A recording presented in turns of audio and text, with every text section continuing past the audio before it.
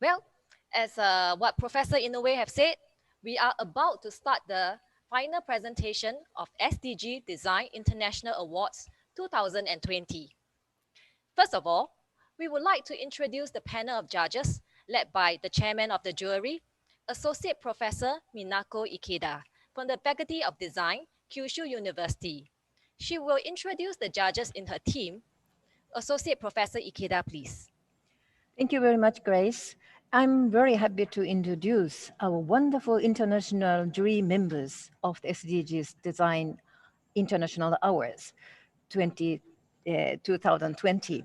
So, Professor Kumpyo Lee, he is Dean of Hong Kong Polytechnic University School of Design. He's from Hong Kong and originally from Korea.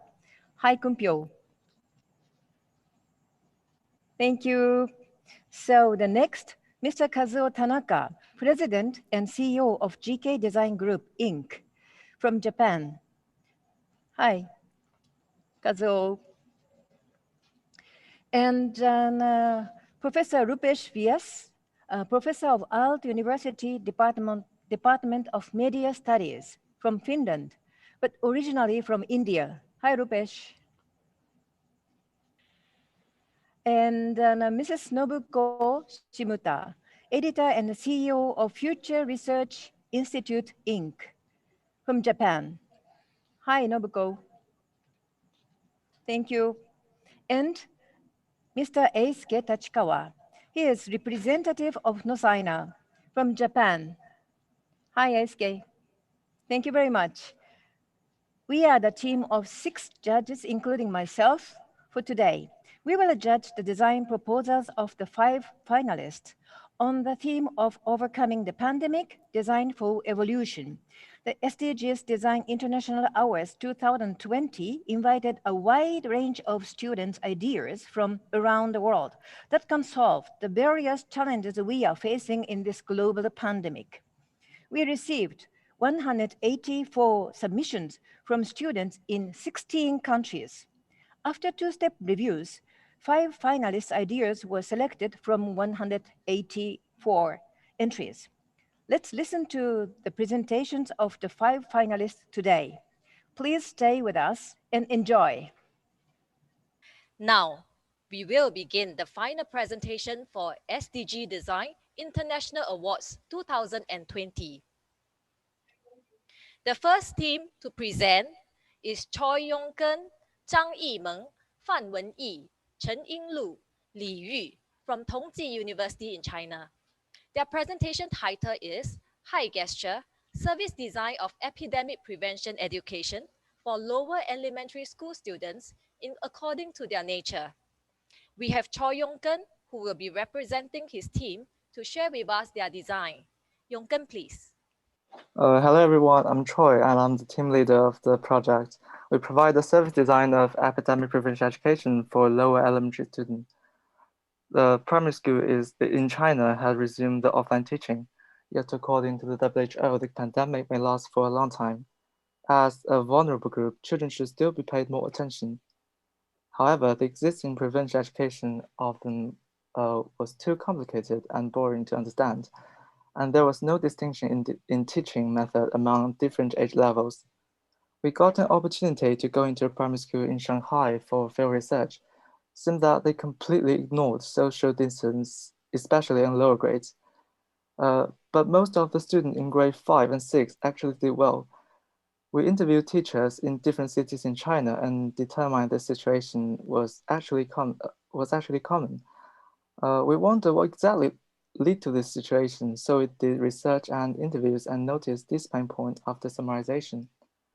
Teachers had so much teaching tasks, so it was tough to pay extra attention to supervise and remind the student. The self-control and cognitive ability of lower grades were weaker than that of higher grade students. The multiple and complex installation without memory point caused a lot of burden on their understanding, so that the current education was actually ineffective. The existing measures of the school made them very passive, which also increased the pressure of all the major stakeholders. Combined with the observations and research on children's behavior and characteristic, we were thinking whether there's a way to make the characteristic that may cause danger positively.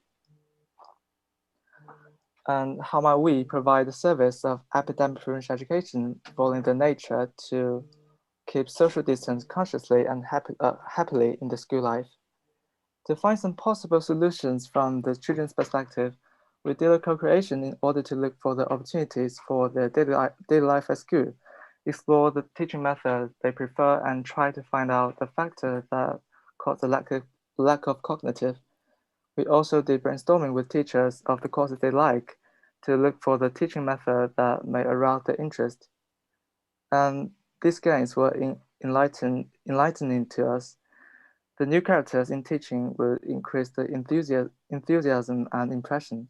Establish connection between strange and familiar things is helpful in understanding. The slogans or images should be easier to understand and notice. We could let the physical movement to be the medium to convey information. Satisfy the creative desire of them as much as possible is also important, and telling the story with scenario may avoid some cognitive bias.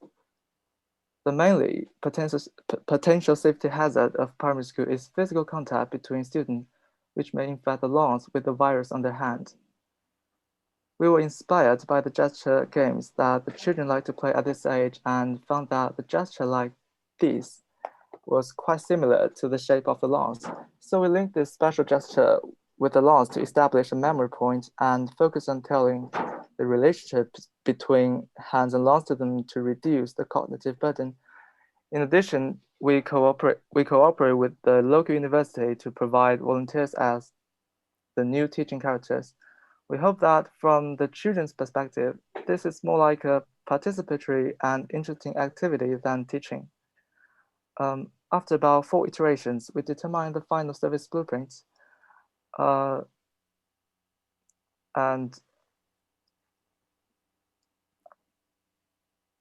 the service is divided into 3 stages: recruiting mechanism, teaching process, and feedback mechanism. And there are 7 steps altogether.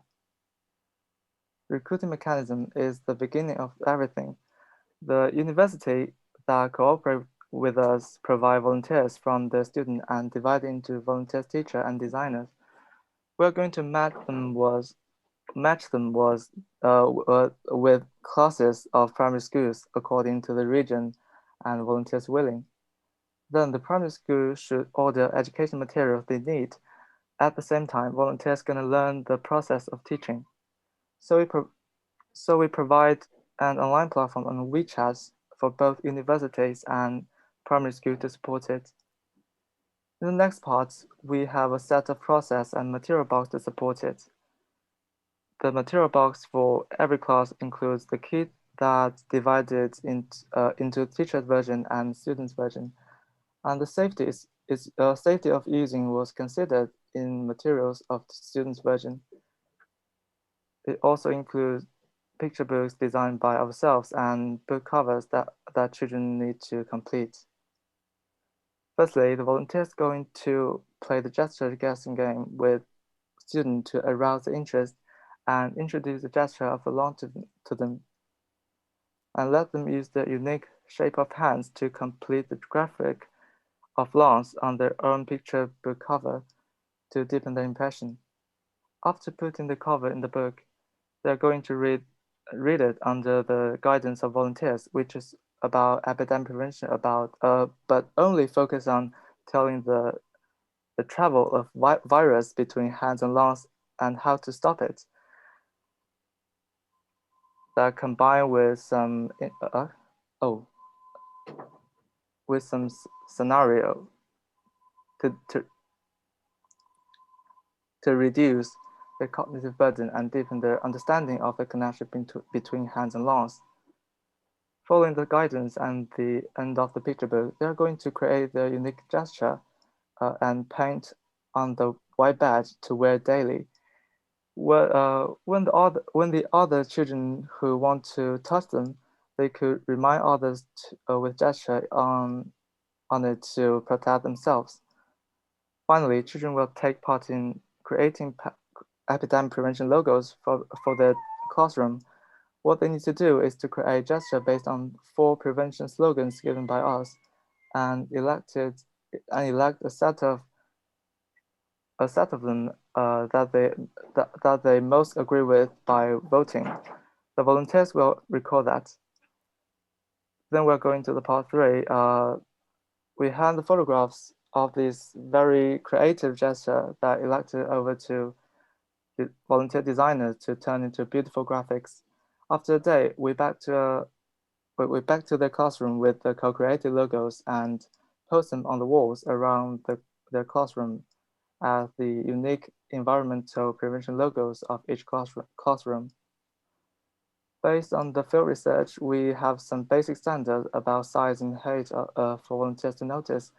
Actually, we've done the field test for 3 times on our design in 3 classes of different cities in China, and we edited this record into a short video. Please enjoy it.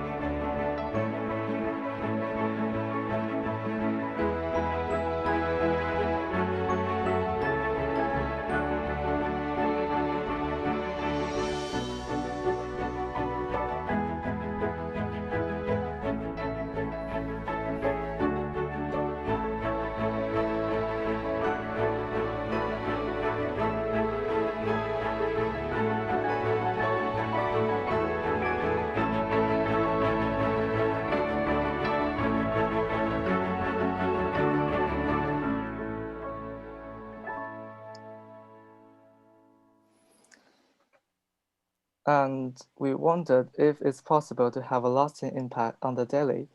We established contact with parents, teachers, and the designers after 15 to 30 days.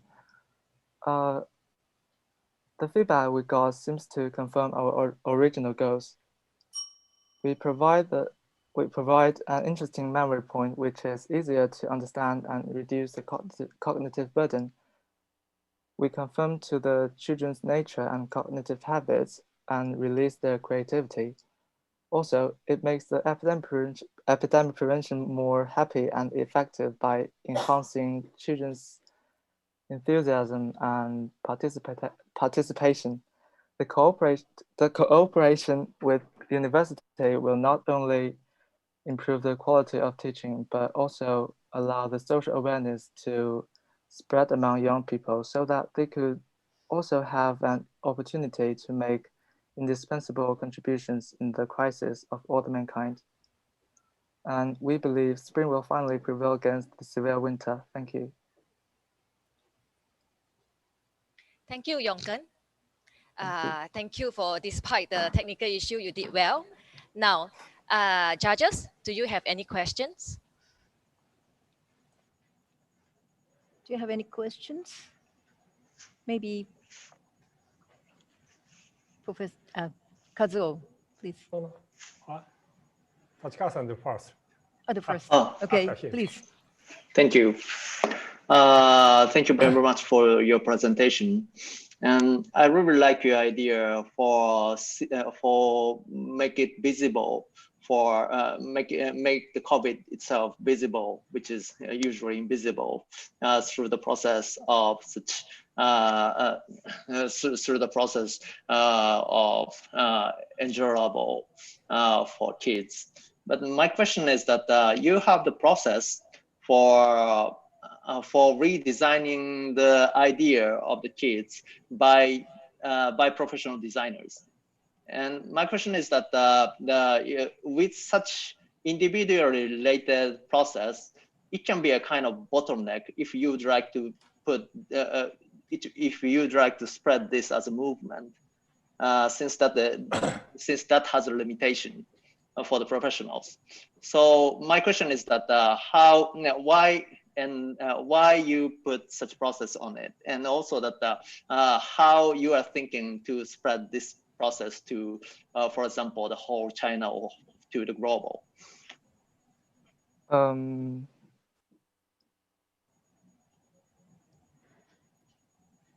The project was indicated in Tongji University. We can use Tongji University's influence in China and our actual service cases to negotiate cooperation with other universities and spread out our concept through social media. The career may be live video, pictures, etc. etc. After all, the field testing is just a testing, and there's indeed a long way to go before actual implementation. And if our design is going to be promoted and implemented in different countries, we need to consider the national conditions of different countries, because the epidemic situation and policy situation of each country must be different.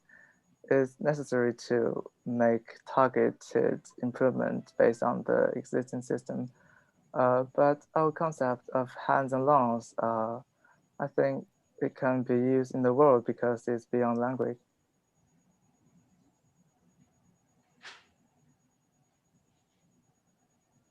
My question is that why you put the process for redesigning the ideas with professional designers?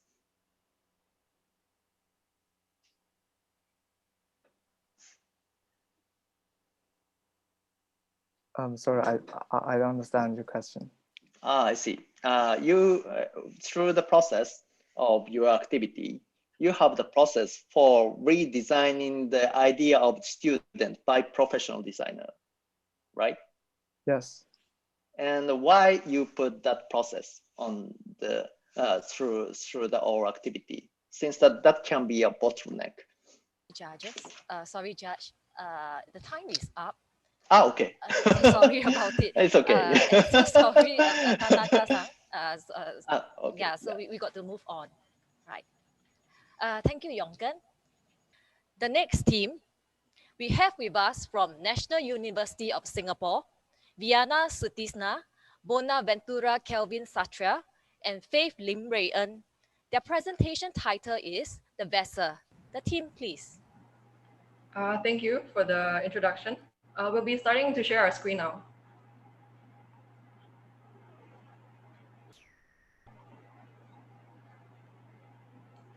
Can you see our screen?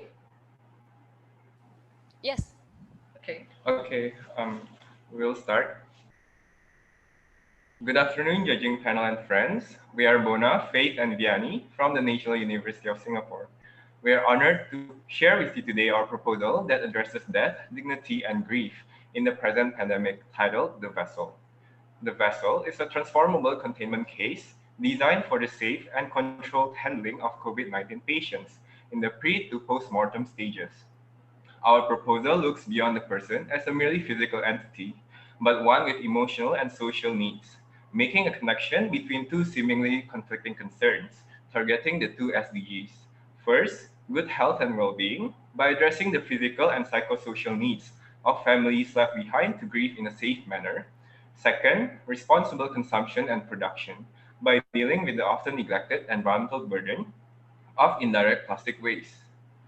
The proposal invites us to reconsider what is essential in the present pandemic. In this time of great loss and conflicting priorities, we are reminded of the gravity of what it means to be human. In this proposal, we examine Indonesia, one of the countries worst plagued by the COVID-19 virus. The numbers have been exponential since the beginning, stretching the capacity of healthcare system, which have brought to light a number of issues and desperate solutions. Our project thus stems from these criticisms on current practices handling COVID-19 deaths and the indirect strain on the environment. According to Indonesian protocol, COVID-19 victims must be sealed and wrapped in plastic and buried immediately to minimize the virus spread. In this state of emergency, many are buried in mass graves without any funeral proceedings. COVID-19 victims are denied basic dignity and families are not given the opportunity to grieve. Funeral rites have long held important meanings in society. Elimination of these rites has sparked negative reactions from the affected families.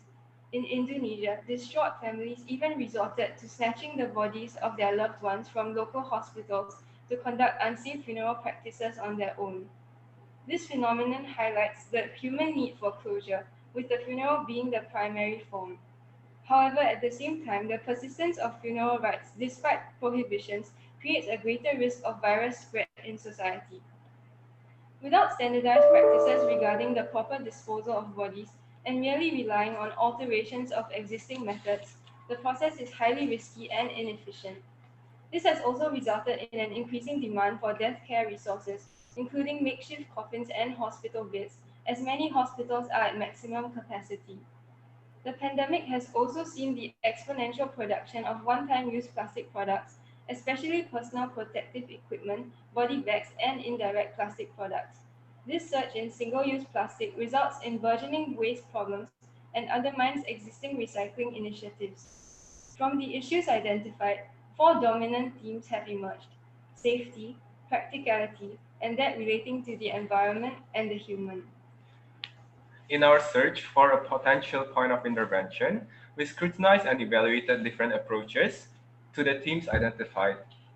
We adopted the Access FM analysis, a widely used product analysis tool, as a rough benchmark to dissect the case studies. This tool consists of 8 elements: aesthetics, cost, customer, environment, safety, size, function, and materials, this of which directly correspond to our 4 derived themes, which are safety, practicality, environmental, and human considerations. In terms of safety, we consider whether the product minimizes transfer, ensures containment, and prevents residual contamination. In terms of practicality, we take into account its reproducibility, affordability, and its ease of use, while the environmental factors include the lifespan of the product, its recyclability, and material choice, while the human factors consider whether the product has social impact, whether it could add value to the user, and its visual appeal. Our first case study is the drive-in funeral located in the US and Japan. We explored the question, how can we grieve without the fear of contamination? The bereaved make their visit protected within their units of containment, their cars, and encased behind a layer of protective glass is the body itself. The drive-in funeral thus enables these grieving services to be conducted. However, this form of funeral service may be rather costly and impractical, given the time and space required.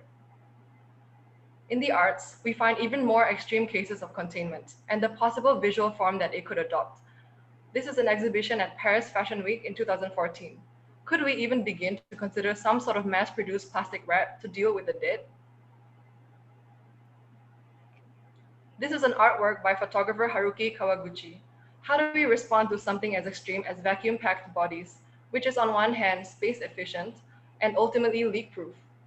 Its presentability and visual appeal to the larger audience is questioned. It is an extreme case of containment, but its contribution to our project comes from the questions it raises. What kind of sensitivity and appropriateness is necessary when dealing with how to display death? What is considered respectful? In medical settings, a containment unit takes on the form of a biological isolation chamber used during the Ebola outbreak. While it is transportable, collapsible, and its negative pressure filtration systems ensure safe handling, these systems are catered towards medical professionals and tend to be rather costly, limiting access and use to the general public. Our next case study is a convertible cardboard hospital bed coffin originating in Colombia. It is highly practical due to its transformable nature, relatively cheap, and environmentally friendly. While it minimizes transfer through its streamlining of pre to post-mortem stages, in the context of COVID-19, its risk of leakage is highly unwelcome.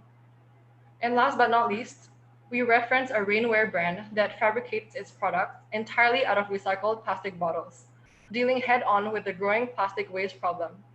Similarly, we desire to adopt this ethic in our solution. Through the evaluation of the current responses, we better understood how to balance these conflicting concerns. We aim to contain without causing further environmental burden. Understanding the importance of treating the dead with dignity without overlooking the need to minimize the virus spread, our project proposes a vessel that is safe, environmentally friendly, and affordable. The vessel comes in a collapsible kit of parts that spans across pre-death and post-death stages. It could serve as an emergency hospital bed, a cadaver bag, and a coffin for funeral rites.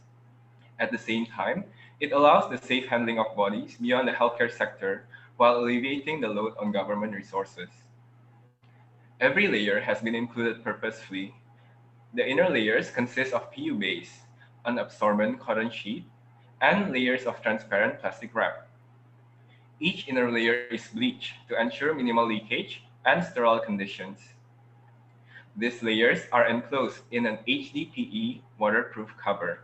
HDPE is one of the easiest plastic polymers to recycle and has been proven in strength and durability.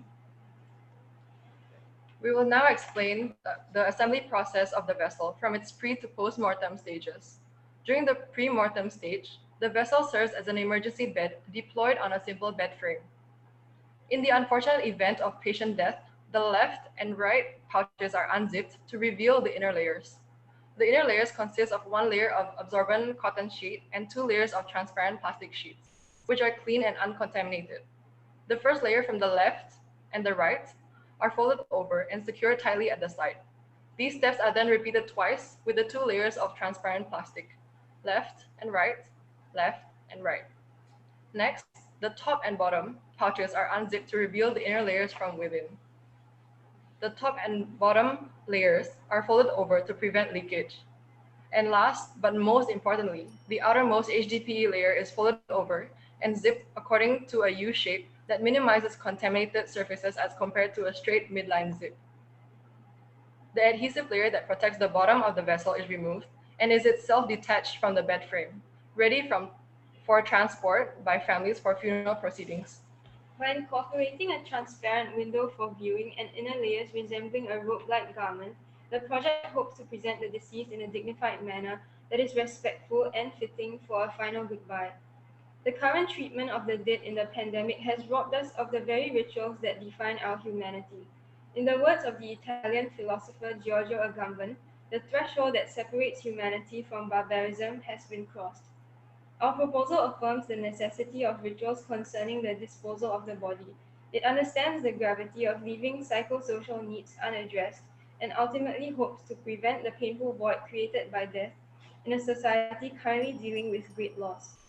In bringing together two sustainable development goals, we hope that our proposal reflects our group's aspirations of realigning our priorities as a society, reminding us of our shared humanity, and making a small but significant step toward a better and more sustainable future. Thank you. Okay, thank you, Bona, Viana, as well as Faith for your presentation. Now, judges, do you have any questions? Again, can I? Okay. Please. So I very much appreciate your idea. It's very important to the dignity of pastoral people. So my question is material point of view. You are applying some material recycled plastics, but and then it's used for as a coffin, vessel as a coffin to burial. So also it's using in the funeral. And but I read in the articles there is some word to it could be recycled. Is it? Do you think about this unit to be recycled or just buried away? That it's finished. Thank you for your question. Yeah. So when we were doing our research, we did think about the possibility of recycling previously used plastic vessels for the burial. But at the same time, we think that it's also important to contain and ensure that it will not leak. So the way that we have approached extending the material lifespan comes from using recycled plastic to produce the product, and also that it spans between the different stages. So from the bed to the cadaver bag and the coffin. So instead of using 3 different plastic products, we are only using 1 plastic product for all 3 stages. Yeah. And this is also beneficial to minimize the spread because we do not have to transfer the body elsewhere. It remains in the same plastic vessel, and thus reduces containment and also reduces the amount of plastic that is used to produce the product. Okay. So I have one idea. So when you use bioplastics to bury it, so it could be the bacteria, it's changing to the soil. It's the other way of ideas, just my think. Thank you very much. Thank you for your input. Okay, thank you, Vianney and Mr. Tanaka. Next, the third team. We have Huang Zhiling, Shen Shixian, Wang Qi from Donghua University in China. Their presentation title is Elliott Mobile Kylyard, Number 9, Neighborhood of Weifang Community's Portable Vegetable Truck and Community Activity Vehicle. The team, please.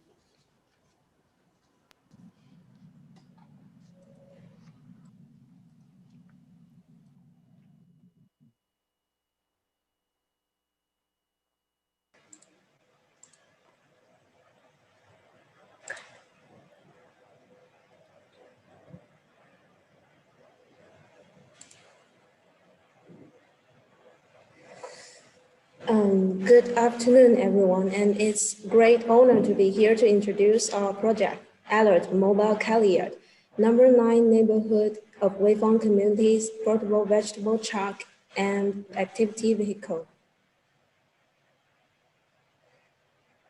Our team's name is Elliott, and we have 3 members, all from Donghua University, Shanghai, China, and I'm Huang Zhiling. This is Wang Qi, and this is Shen Shixian.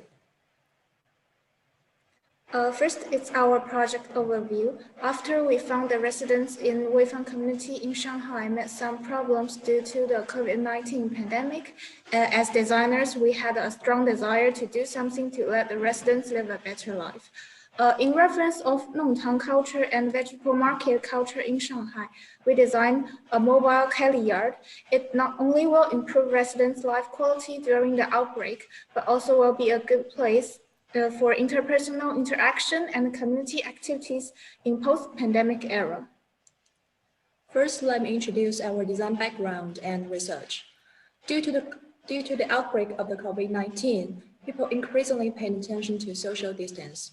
However, the measures taken to protect us have invisibly blocked elderly's communication offline with others in the society. As you can see from the bottom of the picture, there is only one entrance open in this community. So the inconvenience of getting out severely decreases the quality of elderly social life, even body health. So we decided to make some change in post-epidemic period to enrich their life. This project focuses on number 9 neighborhood of Weifang community. Weifang community was built in 1980s, located in Pudong New District in Shanghai. Elderly accounts for a large number among residents here. We conducted our research from 3 aspects: environment, activities, and habitats. At first, we found that in weekdays, there are many free parking spots which could be used for activities. And second, they would like chatting in the garden after dinner. The third, commuters, students, and the old would pass the single crowd gate in the morning. Based on these 3 specific conditions, we decided to create a mobile space in the community to meet elderly's basic requirements. We were inspired by a traditional Lilong culture in Shanghai, which is an ideal neighborhood relationship. Li means an alley, means neighborhood, well-known means an alley. The nature of Longtang is a public space in front of individual house. Let's have a listen to see what happens in this narrow alley. As you can hear in this record, with the richer and richer interactions like this happened in the narrow space, Longtang becomes an extension of clean room, a relaxing space for public socializing, and a bond among residents living here. Besides, Taichung culture is also popular in China. Here is another record. Can you guess what does it mean? Taichung means Chinese traditional food trade market. It is also a place for elderly to socialize and kill the time. Next is the detailed introduction of alert. When stepping up the first floor, passengers will first come across hand sanitizers and the mask providers. They should grab some necessary self-protection tools and cooperate with the temperature check. And then the community peddler in the center, also called the small dish market, come into sight. Here, the elderly can select fresh vegetables and enjoy bargaining without walking a long time out of the community. There's also a showcase on the first floor for the passers-by to cast a glance in the interesting scene happened in Alert. Next to the cave is an up and down stairs, which can only allow one person to use at a time to avoid congestion. The second floor is where the elderly can enjoy sitting, caring, and harvesting. They can have easy access to some farm tools on the nearby rack. And after farm work, they will be guided to the inductive hand washers to wash their hands and sort out garbage with the help of volunteers. There's also a volunteer lounge, which can act as a temporary vegetable storage. The bulletin board beside the field is used to paste some seasonal recipes and share a space to record the residents' name who take care of the field so that all the caregivers and the reapers can feel warm, touched, and grateful. Look at the skylight. The window is inspired by the traditional architecture Longtang element, dormer. The passengers and the elderly can sit by the window chatting with new friends, meet in alert, and relaxing in sun. As you can see, the red arrows represent the passengers' course, and the yellow ones represent the staff course. We try to avoid crowds and maintain healthy social distance by planning the entire routine ahead of time. The slide shows the activities which can be launched in Alert. When Alert is in the community, it shoulders the responsibility of providing fresh food. On the first floor, the middle island serves as the reception desk and the sales platform where some fresh fruits and vegetables are sold to make it more convenient for the residents to get some food. While on the second floor, there is a micro community farm where many residents can join in and gather upon some fruits and vegetables like green onions and cabbages. As you can see, we wouldn't like Alert to be simply a one-way service provider, but a place where everyone can join in and make some contributions to, because co-creation is vital in community development. And through communication and cooperation, we hope that the network of interpersonal relationship in the community can be strengthened, which will be beneficial to the community, especially in the post-pandemic era. When it comes to what activities Alert can hold outside the community, I think the most fascinating part must be the nostalgia Nongtang games. Around Alert, people can play various games, such as kicking shuttlecocks and rolling some hopes. These are activities which were very popular in Nongtang in the past. As we aim to motivate the public sentiment, we introduce these games to attract everyone to join in, including some people living nearby in other communities to expand our influence. At the same time, these games are suitable for all ages, so everyone can join in and have fun in Alert. Also, inside Alert, some small exhibitions can be held. For example, we can invite some residents to share their old photos to reconstruct their shared memories. We would like Alert to be a place bearing everyone's emotions and memories. Next, it shows the operation mode of alert after some field research and visits. Based on the flow of the residents and the vehicles, we developed a proposal for alert to operate, and alert will follow the route showed on the map and stay on the points which are highlighted. In the morning, when there are a lot of people gathering at the entrance, alert will be a small station providing some masks and sanitizers. And during the daytime on weekdays, alerts are cruising in the community, and the majority of its time are away from the entrance to serve more for the residents who live far away from the entrance. And in the rest of the time, it will be in the square and holding some community activities. Finally, is the service system that support the operation of alert. Our stakeholders include vegetable providers, the laborers, the volunteer, the community members, and the administrators. We make the most of what we already have in this community, a small vegetable peddler. And in the later stage of the project, some flash supermarkets surrounded the community will be introduced to alert to meet richer needs. We hope our project can not only bring the elderly convenience, but also give the elderly and all kinds of residents in that community a sense of belongings and a way to realize their own self-worth. And this is our project, Alert Mobile Carrier. Our aim is to create a more accessible, convenient, and communicating life in post-epidemic era. Thank you for listening. Thank you, Zhiling, Wang Qi, and Shi Xian. Judges, do you have any questions?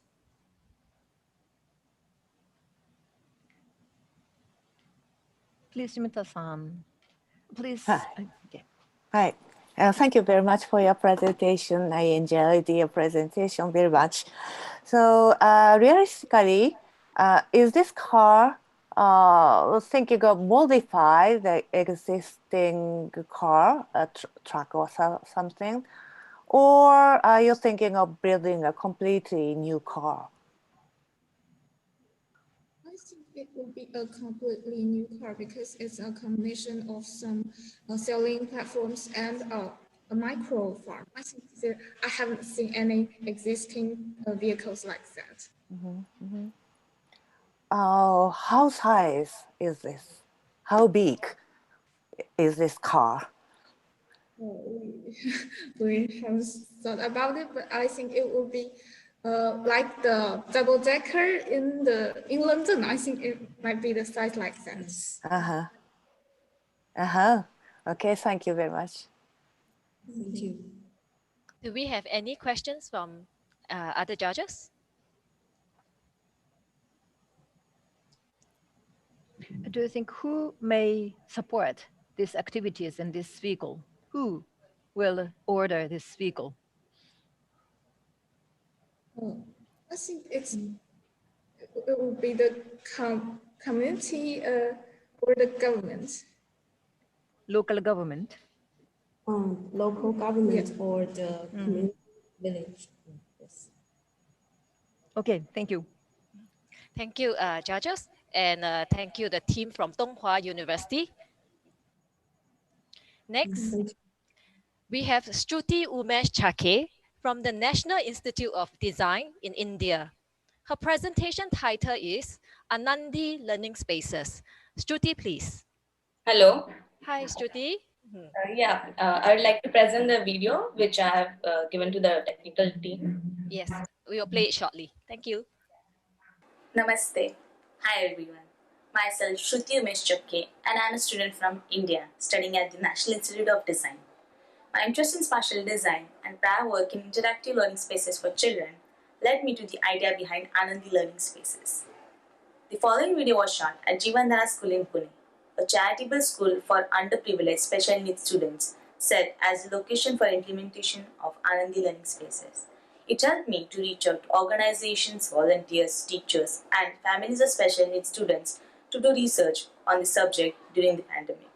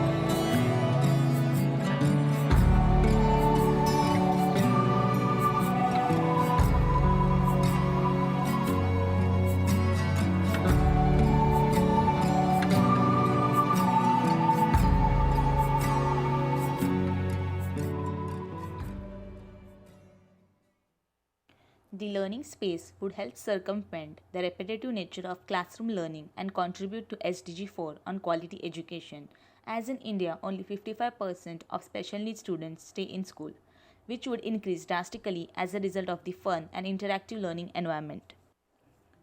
For research, interviews with families to learn about their childhood likes and dislikes and expectations. Conversations with volunteers to learn from their experiences. Talks with special need teachers to understand the current curriculum and teaching methods. Physiotherapists explain toys and exercise to help blood circulation and motor skills. The organization heads gave info about the operations and working for special needs students. Therapies for the students were studied in detail and implemented wherever possible. Multiple research papers about problems faced by the students were studied in detail, along with articles about problems faced by the parents and teachers. Along with this, research about current teaching techniques was carried out. The outdoor space would be divided into 6 zones as shown to make the most of the space available while keeping the students' focus intact. These are the visualization sketches of the zones in detail, with all the elements drawn as accurately as possible to represent the real-life zones from ideation. In-depth analysis of each therapy and its implementation along with the narratives for each zone is included. The underutilized outdoor space at the school would be the ideal location for the learning environment. The space would be divided into zones mentioned, so as to help the children focus on only one aspect of their elementary education at a time and not get overwhelmed.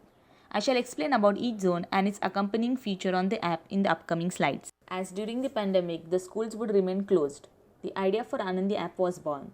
It would help implement the therapies from Anandi learning spaces at home itself and assist parents to facilitate the students' education and become teachers at home. Routine is very important in the students' lives, and this would be essential to them continuing their education. In market zone, the students would learn the everyday task of purchasing fruits and vegetables while gaining more information about them. They would learn with the narrative of going to the market to buy food items and learn to be more independent. The parents would be able to become teachers from home and use the app as a helping hand to recreate the narrative. The visuals as well as pronunciations alongside the real-life elements would help trigger deep-rooted learning. In number zone, there will be a simple floor game to teach the ability to count and improve problem-solving skills. They would study by finding their way to the numbers, while the bright colors improve cognitive growth and the walking aspect improves their motor skills. The number section would help the parents recreate the hopscotch and floor game for an interactive learning experience. The bright colors from the visuals of the solar system game would help boost their thinking and remembrance. In alphabets zone, the students would study alphabets in the form of a journey while combining vision and sound for improved cognitive growth. This would open one major opportunity for the students, the task of checking OMR sheets used for all major exams in India. This section would assist the parents in implementing the Montessori method and use different textures for boosting sensory stimuli.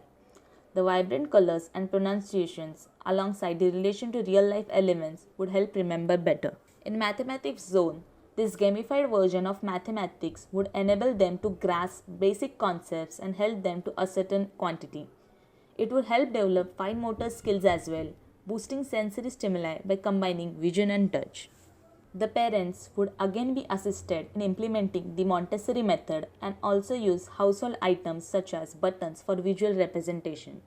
The simple mathematics game accompanied by vivid visuals would help them learn quicker. In this section, the students would pick up on daily activities from visual representation of the same. Being in an outdoor space would help them channel their energy better. The students would improve hand-eye coordination and be more independent in life. The app would assist parents to help teach daily activities such as grooming using bright and attractive visuals. It would also help teach about currency value and transactions by parent using household items to represent similar value. This zone would help develop motor skills and channel energy positively with the help of yoga asanas and elements from jungle gym. This section would help guide the parents to accompany the students in doing asanas, some with the support of household items like chairs. Yoga asanas improve blood circulation in the body and balance between left and right hemisphere of the brain. This would help the students' sensory impairment. the use of other easily available items such as stress balls and ribbon rods to improve fine motor skills. Carrying out these activities accompanied by music will help calm the students and increase concentration as well. Anandi spaces would implement sustainable materials and be widely available. Anandi app would instantly have widespread application, reaching different parts of the country including rural areas by implementing regional languages. The students' lives have been completely disrupted due to the pandemic. They are unable to continue the daily study regime, which causes many of them to drop out of school. Also, the parents face the responsibility of becoming parents from home, which is really challenging due to lack of knowledge. Moreover, the underprivileged background plays an important factor due to lack of facilities. The Anandi app would help assist the parents in becoming teachers from home and helping the students learn in an interactive way while employing the therapies from the learning space for better remembrance. It would help bring Anandi into homes all across the country, widening the reach. Anandi learning spaces would be implemented in multiple special needs schools along with Jeevandhara and would help bring about changes in the education system and policies for special needs students.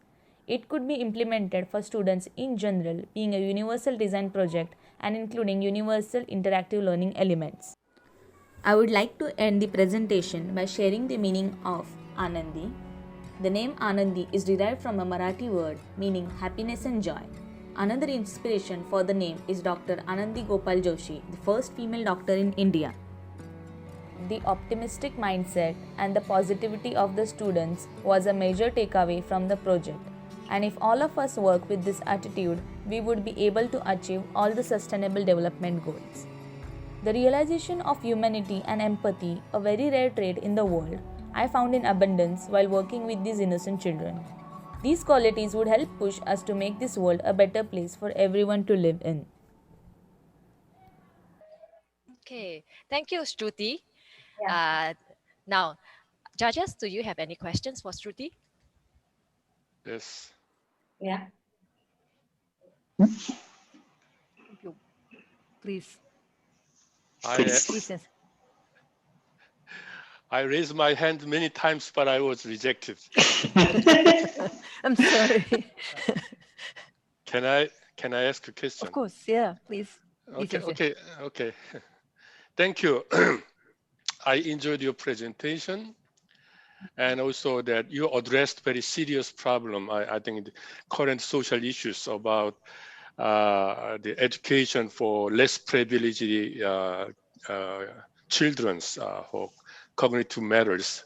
Yeah. But the way of your solution is that putting that kind of problem into more digitalization, putting into the app, so that obviously always they need to, parents need to help them to educate, right? I think, don't you think there's two problems existing? For example, I don't know how old the children are, depending on their children's age. Maybe parents' age also quite, old.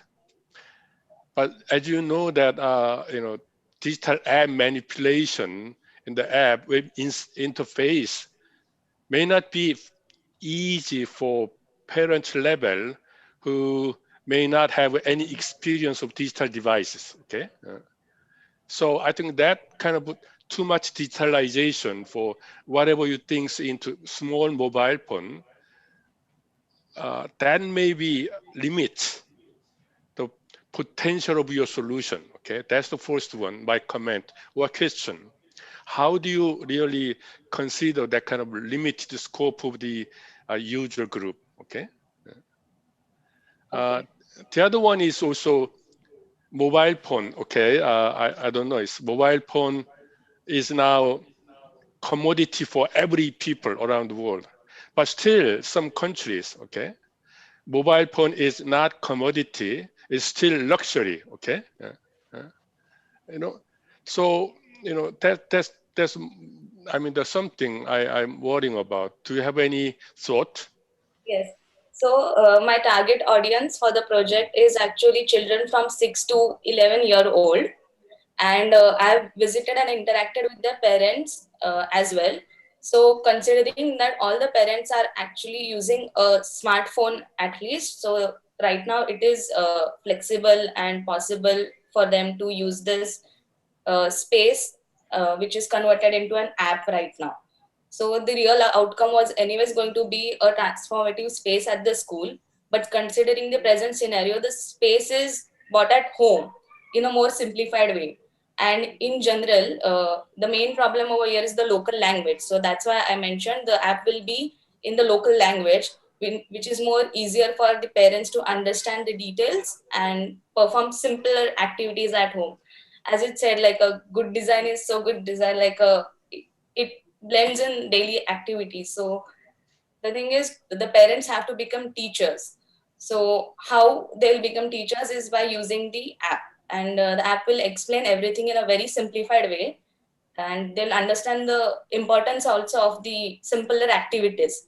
So it's more like a I understand the what you are saying that, but so if you have only that education is possible through the mobile phone, what if Wi-Fi is not feasible? Okay, so what I'm saying is that your solution is not bad, but you need to also have consider that what is the alternative way of doing this? Okay, it's too much over dependency on just app, mobile, and digitalization.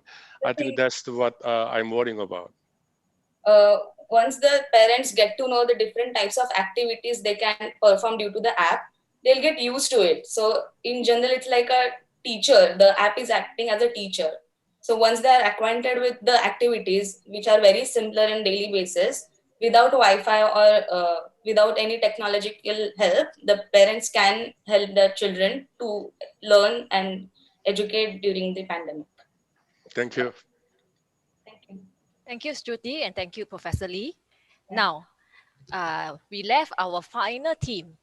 So our final team comes from Tongji University in China.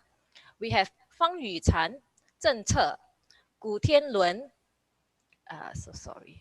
Gu Tianlun, pardon me, just give me a moment, Shen Yiwen and Luo Song.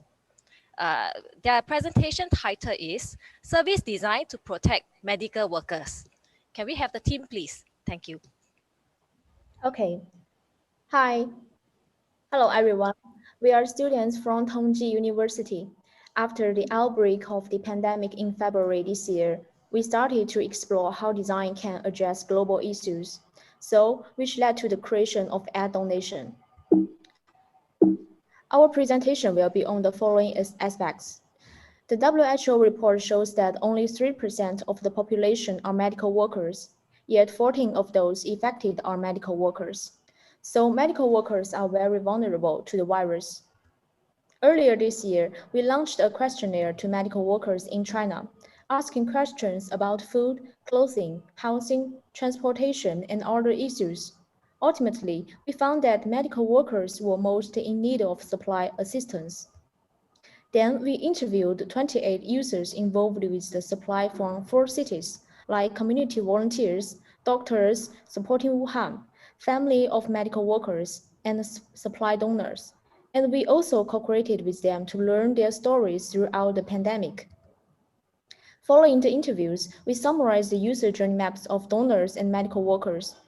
Iris is a volunteer who found it difficult to make direct contact with the hospital. She needed to call up more caring people to raise funds and keep looking for supply resources. She found it difficult to confirm whether the supplies met medical standards, and the logistics needed to be certified. Yuan is a supervisor in the hospital's equipment department. At the beginning of the outbreak, the hospital was short of supplies and in need of donations. But most people were not clear about the standards of medical supplies. She found that most of the donated supplies did not meet medical standards and could not be used. She was also too busy to give feedback to donors. In general, the 3 main stakeholders are the hospital, the public, and the government. The key point is the relationship between the donor and the medical workers. Through our 3 times of problem focusing, we defined our how might we. How do we build a platform for identification and donation of supplies to help donors and hospitals better doc their needs and get immediate feedback. Our main users include donors and medical workers. We will provide users with supply identification and docking services. In terms of branding and communication, we stand on the most concerns of our users and build a brand image consisting of trust, unity, and without delay. And we chose the symbol @ as the brand concept to represent the call to action, and combined it with love icon to form the logo. 3 colors will help quickly distinguish between the 3 different types of donations. This is our service scenario, which shows the coordinated links between the different stakeholders. And this is our blueprint of service. At the beginning of the outbreak, there were 2 types of people. Most people didn't have the supplies or physical resources. They had to donate money. Donations match the hospital's need for different levels of supplies with the sources provided by suppliers, creating an authoritative system so the people could easily participate. Another group of people have supplies or material resources. Donors can choose different donation modes according to the type of supplies they have, and will provide them with a smooth channel of logistics. The core of our service system is the app, which also attaches a visual identity system and offline activities. This is our development plan based on future feasibility. At the same time, our projects are in line with China's policy support. We refer to supply identification criteria developed by other organizations as the basis for the platform's identification for supplies. The main point of contact for our service system is the app, so we developed a function architecture for the app and organized our design points within it. Based on the architecture above, we designed the low-fidelity model of the app. They are representative medical worker section, supplier section, and donor section. Once the low-fidelity prototype was created, we initially sought out some of the users, conducted our first low-fidelity prototype test, and got their feedback. Based on feedback and low-fidelity models, we designed our interface. The overall style is unified by a clean, simple style that can highlight features more clearly and reduce learning costs. The color is mostly blue, which represents medical supplies. It also corresponds to pink and green intersections of basic commodities and family access, which aids in quick identification. This is a demo of our high-fidelity prototype. This part of the prototype is the medical section. The medical workers can select an identity, post a request for help, and view the posted request for help. Next is the feedback interface on the medical section, which allows medical workers to access the feedback interface, view data and stakeholders in the donation process, take photo and leave feedback, and secondary identification of supplies. Next is a prototype demo of the donor section. Donors can slide a banner view, make a pledge item selection, see a visualization of the monetary and material conversation, make a donation, and ultimately get a donation voucher and real-time feedback. Donors can first select the type of supplies to donate. For example, to donate medical supplies, the donor can make a supply identification, information confirmation, hospital selection, and confirmation of the donation. Eventually, they can also get feedback from the medical staff after successful donation. As a family member, you can access the family section through the banner at the top of the interface. Through the green channel, family members can send materials and check the status of the medical workers and their daily working hours. After receiving the items, the medical workers will receive the details of the delivery and a pre-recorded voice message from family. As a donor, you also have the option of donating basic commodities, such as care products for women, and the logic of this part is similar to donating medical supplies, except that you don't need to identify the supplies. In the material section, we combine the stickers with the barcode of the express information. You can open the app to scan and get information of the supplies and identification standards. Medical workers can scan the barcode of the commodities sent by family through the green channel, can directly access the recorded voice of the family. An eye-catching set of courier packing tape is also designed to be used by logistics and suppliers when packing supplies, making it easy for medical workers who are responsible for receiving supplies to quickly sort them. We also designed a vehicle flag for logistics that can be easily assembled and reused, making it easy for hospital connectors to quickly identify the supplies. Furthermore, our volunteers will receive volunteer kits to facilitate quick identification for different roles, while giving our volunteers a sense of community and belonging. We also created a range of secondary products to assist with brand communication and other functions. After updating the app interface and outputting an interactive high-fidelity model, we again found medical workers, families, and donors to test it offline and get some feedback. Overall, the service was considered to be warm, easy to use, with a clear interface, a reasonable visual style, and the family section was recognized by specific users. Some users will express their expectations for further development, and others have made valuable additional suggestions. Finally, our future outlook. Firstly, based on China's current supply chain initiatives for anti-pandemic supplies, our platform can more quickly connect domestic and international supplies. Then, we will also establish an international promotion and cooperation network in the future, taking into account the current state of the pandemic overseas. After the platform has taken shape, we will also seek cooperation from official organizations and corporate charitable projects, as stated in the development plan to build an Ad+ cooperation network. Here is our thanks list. We are very grateful to all those who have helped us with this project and all those who have contributed to the fight against the pandemic. Thank you all. This is the end of our presentation.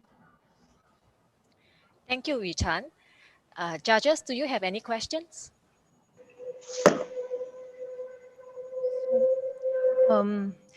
Yes, Rupesh, maybe? You raised a hand. Yeah, thank you for the presentation and detailed explanation about your service design idea. My question is, you have a team, and I would like to know what was the role of different team members and how the team worked together. Okay, maybe I and Gu Tianren is responsible for the interaction part of the app, and the other students may be responsible for the illustrations and the video part. And we worked together for the interview and the development plan like this. Thank you. Lee Sensei, please. Okay, thank you for your presentation. Can you hear me? Yes. Okay. I think that was beautiful, the presentation.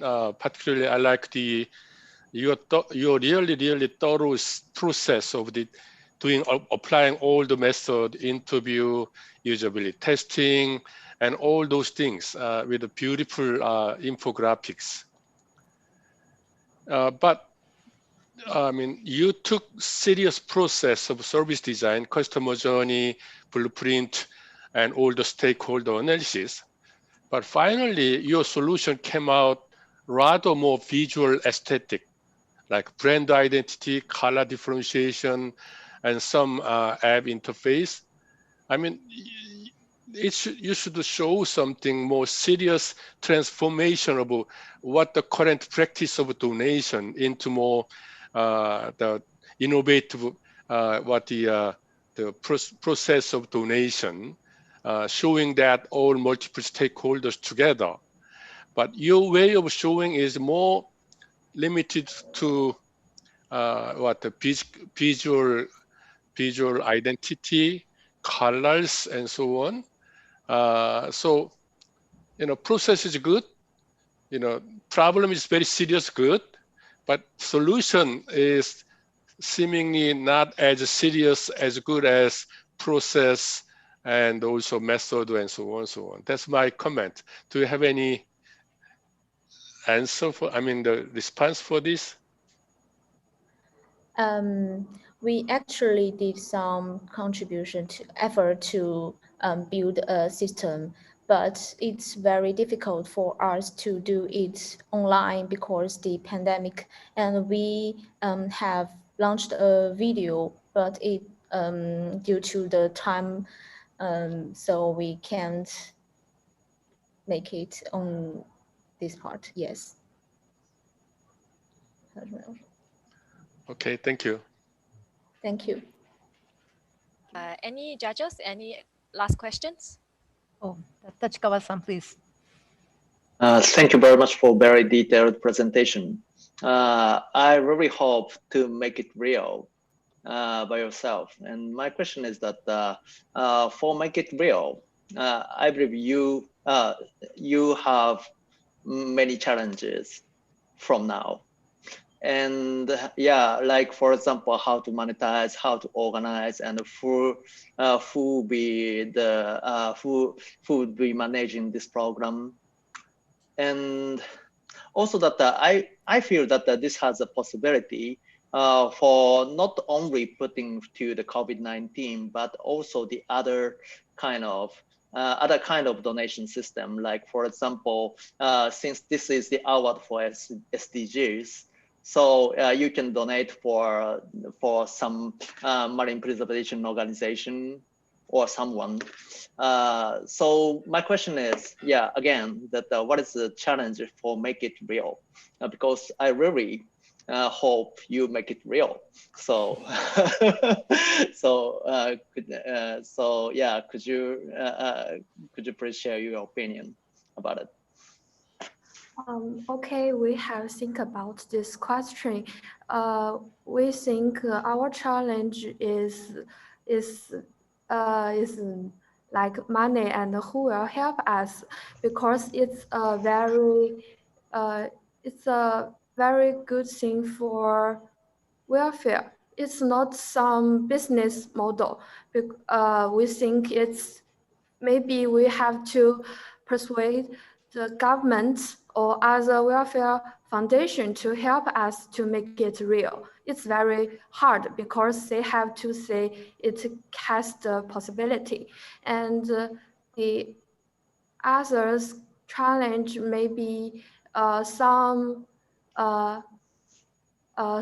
problems on technology, because we have some like scan and to decide what's the level of the supplies.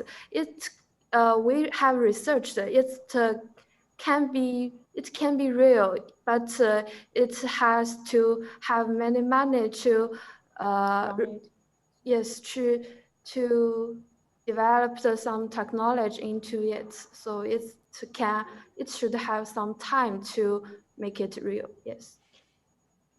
I believe for the next step, you can challenge to tackle the actual organizations who can be the collaborator, or who can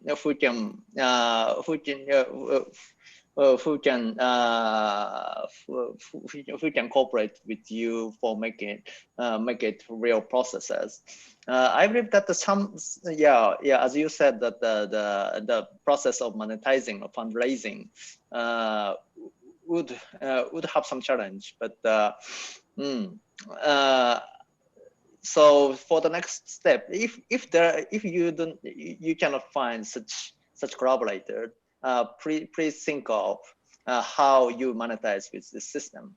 I believe that is also has a possibility. Thank you, judges. Right, and thank you, Yu-chan and the team. We have come. Sorry, I should say that thank you for the judges for all your good questions and constructive feedback. So we With that, we have completed all the presentation. Thank you for all your wonderful proposals.